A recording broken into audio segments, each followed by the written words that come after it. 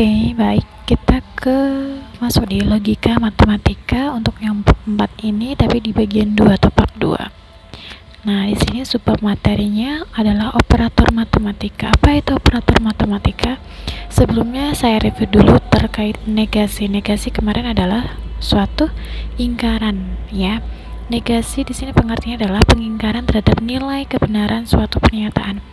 Misalkan saya punya P, ingkaran P berarti lawan dari P atau tidak P. Misalkan di sini P ingkaran P, kolom pertama adalah P, permisalan P, kolom kedua adalah permisalan dari ingkaran dari P atau lawannya dari P. Nah, di sini misalkan P-nya adalah benar, maka lawannya adalah salah. Jika P-nya adalah salah, maka ingkarannya adalah benar. Jadi paham ya, ingkaran itu jika P-nya adalah B, maka ingkaran P adalah S. Kalau P-nya adalah salah, maka ingkaran P adalah benar. Gitu ya. Ini singkatan P itu adalah benar, S itu salah. Gitu ya. Oke, sekarang untuk operator logika. Operator logika itu ada macam-macamnya. Yang pertama adalah konjungsi, kemudian yang kedua disjungsi, implikasi. Implikasi ini adalah semuanya istilah semuanya ya. Jadi kalian harus paham satu persatu. Di sini konjungsi, maksud dari konjungsi itu apa?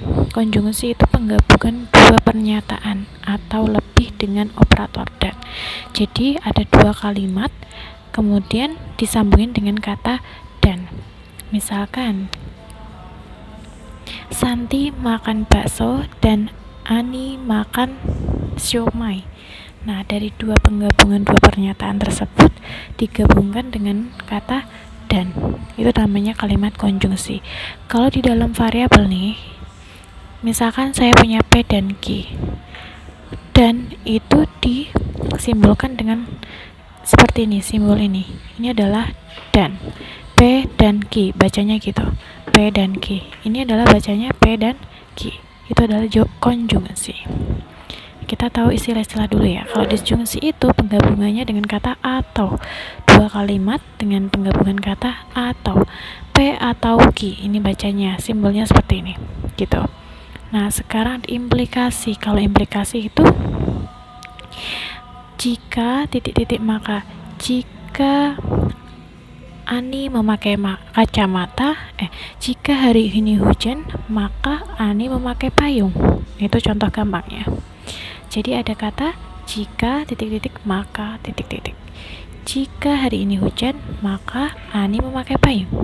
Nah, kalau disimbolkan dalam suatu variabel, bentuknya seperti ini.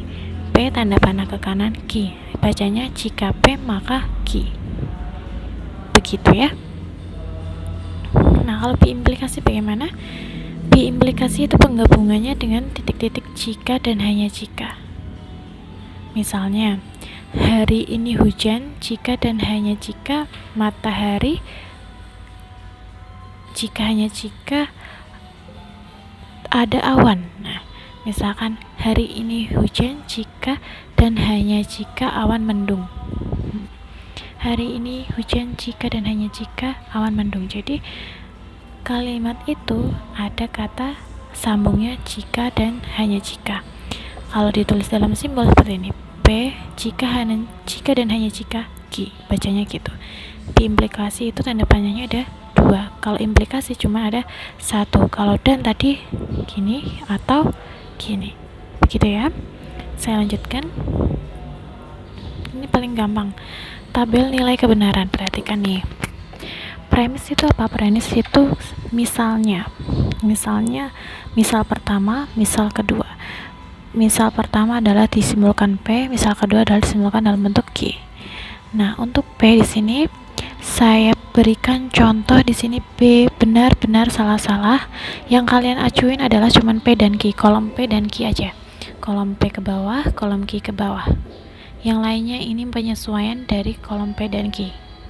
Ingat, yang lainnya konjungsi, disjungsi, implikasi, implikasi ini semua itu penyesuaian dari yang kita berikan ini, kolom P dan Q. Misalkan di sini kolom P-nya tak buat B, di sini S S S S, berarti kalian mengisinya juga sesuai dengan kolom P dan kolom Q. Sedangkan di sini saya contohkannya B B S S, untuk yang Q B S B S. Ingat, B itu benar, S itu salah. Nah, di sini konjungsi P dan Q.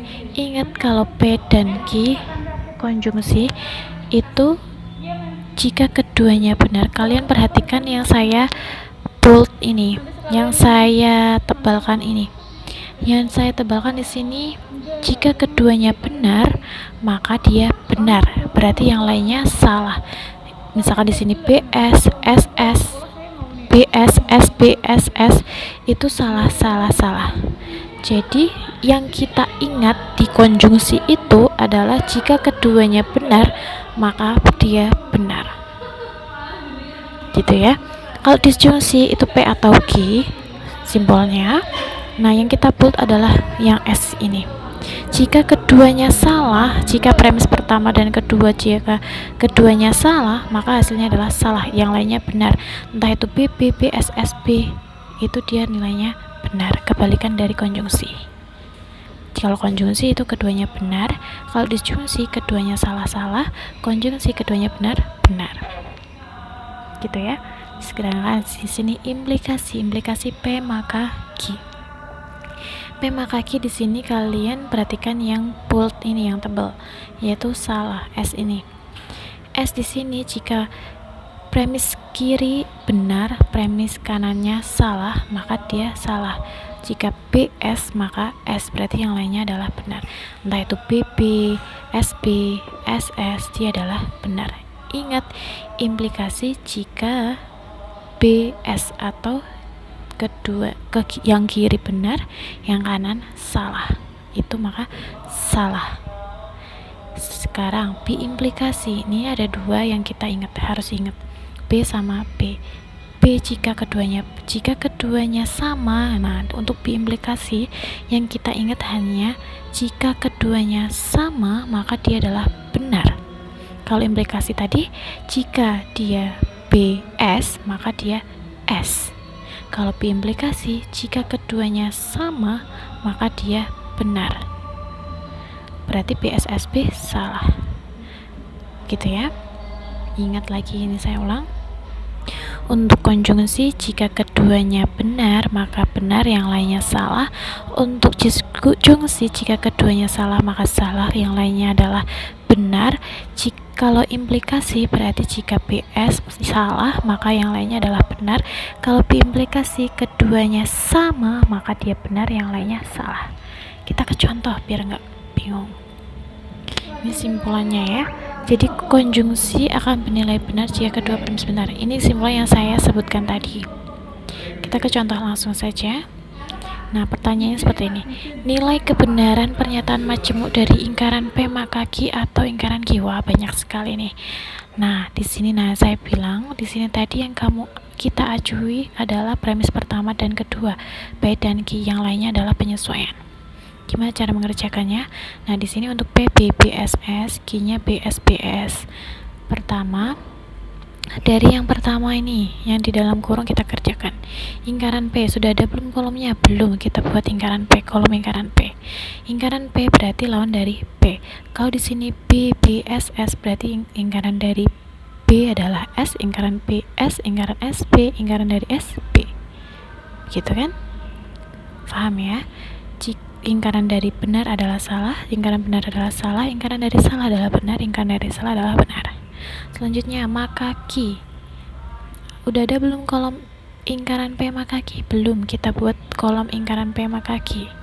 Ingkaran P maka Q, kita lihat kolom ketiga dan kedua. P maka Q berarti tadi implikasi. Implikasi tadi gimana? Simpulannya implikasi. Jika BS maka S yang lainnya benar, gitu ya.